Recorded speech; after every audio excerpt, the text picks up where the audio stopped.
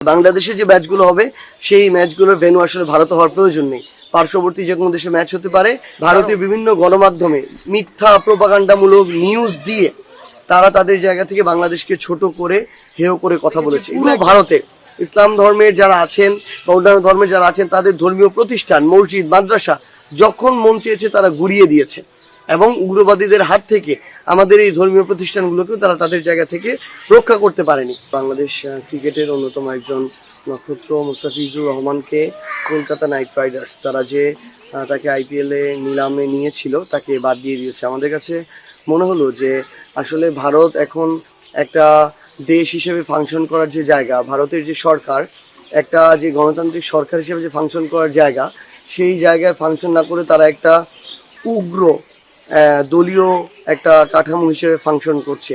এই কারণেই যখন তাদের কিছু উগ্র সমর্থক তাদের জায়গা থেকে মুস্তাফিজুর রহমানকে বাদ দেওয়ার কথা বলল, বাংলাদেশের সাথে তাদের সম্পর্কের জায়গা থেকে তারা সেটাতে একমত হলো এবং মুস্তাফিজুর রহমানকে বাদ দিয়ে দিল।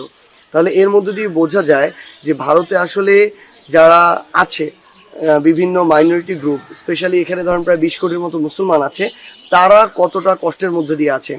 আজকে তারা যে কথাটা বলে এই পরিস্থিতি প্রত্যেকটা তারা তৈরি করেছে। বাংলাদেশের আওয়ামী লীগের মানে অবৈধ একটা সরকারকে ব্যবহার করে তারা বাংলাদেশ থেকে শোষণ করেছে, লুটপাট করেছে, বিভিন্ন অসম চুক্তি চাপিয়ে দিয়েছে। বাংলাদেশে হাজারের অধিক যে খুন করেছে সেই খুনি ফাঁসির দণ্ডপ্রাপ্ত যে আসামি তাকে তারা আশ্রয় দিয়েছে, তারা নিরাপত্তা নিশ্চিত করতে পারে, তারা মুস্তাফিজুর রহমানের নিরাপত্তা নিশ্চিত করতে পারে না। তো সেই জায়গা থেকে আমরা মনে করি যে আগামী মাসে যে বিশ্বকাপ হওয়ার কথা, যেটা ভারতে হওয়ার কথা, সেখানে বাংলাদেশের যে রাজনৈতিক দল সেটি আসলে কতটা নিরাপদ থাকবে সেটা প্রশ্ন উঠে যায়।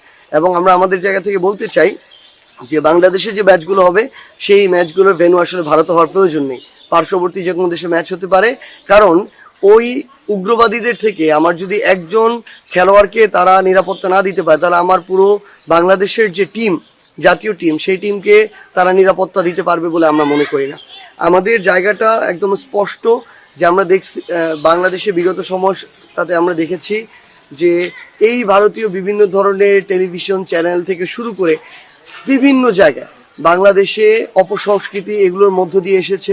এবং আমরা এটাও দেখেছি যে ভারতীয় বিভিন্ন গণমাধ্যমে মিথ্যা প্রোপাগান্ডামূলক নিউজ দিয়ে তারা তাদের জায়গা থেকে বাংলাদেশকে ছোট করে হেয় করে কথা বলেছে। এগুলো একদম উদ্দেশ্যপ্রণোদিতভাবে, সেগুলোর বিরুদ্ধে তাদের কোনো ব্যবস্থা নেই।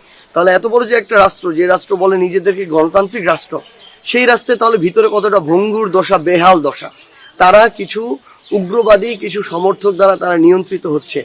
এবং আমরা দেখেছি পুরো ভারতে ইসলাম ধর্মের যারা আছেন বা অন্যান্য ধর্মের যারা আছেন তাদের ধর্মীয় প্রতিষ্ঠান, মসজিদ, মাদ্রাসা যখন মন চেয়েছে তারা গুড়িয়ে দিয়েছে এবং উগ্রবাদীদের হাত থেকে আমাদের এই ধর্মীয় প্রতিষ্ঠানগুলোকেও তারা তাদের জায়গা থেকে রক্ষা করতে পারেনি। তো সেই জায়গায় তারা আবার মাঝে মাঝে বাংলাদেশ নিয়ে কথা বলে। তো আমরা স্পষ্ট করে বলি, তারা এখন যে বিষয়টা দেখাচ্ছে এটা হিতে বিপরীত হবে।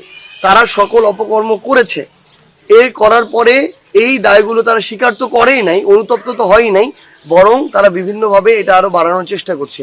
এটা করে বাংলাদেশের সাথে সম্পর্ক ভারতের স্বাভাবিক হওয়া সম্ভব নয়। আমরা চাই তারা তাদের আচরণ কাজকর্মের মধ্য দিয়ে যদি এটার প্রতিফলন না ঘটায় যে তারা আমাদের প্রতিবেশী রাষ্ট্র, তাহলে ধীরে ধীরে এই সম্পর্কের অবনতি হবে। এবং আমরা আমাদের জায়গা থেকে সর্বশেষ এটুকুই বলতে চাই যে অন্যান্য যারা দল আছে পৃথিবীতে বিভিন্ন দেশে, তারাও তাদের জায়গা থেকে বা বিভিন্ন প্রতিষ্ঠান আছে, রাষ্ট্র আছে, ভারতে যেগুলো আন্তর্জাতিক ইভেন্ট যখন হবে তারা যেন ভারতের এই যে অবস্থা, যারা উগ্রবাদকে আশ্রয় দিচ্ছে, প্রশ্রয় দিচ্ছে এবং সে অনুযায়ী সিদ্ধান্ত গ্রহণ করছে, সেটা যেন বিবেচনা করে আগামীতে ভারতে কোনো আন্তর্জাতিক ইভেন্ট আয়োজনের ক্ষেত্রে তারা বারবার চিন্তা করে এবং চিন্তা করে তারপর ওই সিদ্ধান্তটা গ্রহণ করে।